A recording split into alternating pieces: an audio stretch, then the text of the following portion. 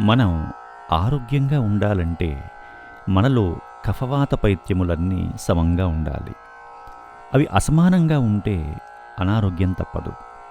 కులశేఖర్లు తాను శ్రీకృష్ణ కైవల్యం పొందాలని తన అంతిమ సమయంలో పరమాత్మను స్మరిస్తూ ఆయన పాదాంఘ్రిని చేరాలంటే ఈ కఫవాత పైత్యములు తనకు ఆటంకం కలిగిస్తాయని, తనకు ఆ బాధ లేకుండా మోక్షప్రాప్తిని కలిగించమని తను ఆరోగ్యంగా ఉన్నప్పుడే ఆ పరంధాముని ప్రార్థిస్తున్నాడు. బహుశా ఈ భక్తికి మెచ్చేనేమో ఆ జగన్నాథుడు వీరిని కౌస్తుభమణిగా ధరించాడు. కులశేఖర్లు ఏమంటున్నారంటే, కృష్ణత్వదీయ పద పంకజ పంజరాంతః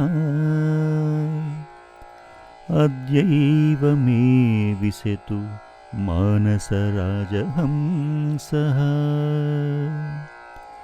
ప్రాణప్రయాణ సమయే కఫవాతపిత్తైః కంఠావరోధన విధౌ స్మరణం కుతస్తే. హే కృష్ణ, నా మనస్సు అనే రాజహంసను నీ పాదపద్మములనేటువంటి పంజరంలోనికి ఇప్పుడే ప్రవేశించని. ఎందుకంటే నేను దేహం విడిచే సమయంలో కఫవాత పైత్యములు అడ్డువచ్చి మధురమైన నీ స్మరణ చేయుట కుదురునో లేదో. అందుకే ఇప్పుడే నా మనసు నీ పాదాంఘ్రిపై లగ్నం చేస్తాను. నన్ను అనుగ్రహించుము స్వామి.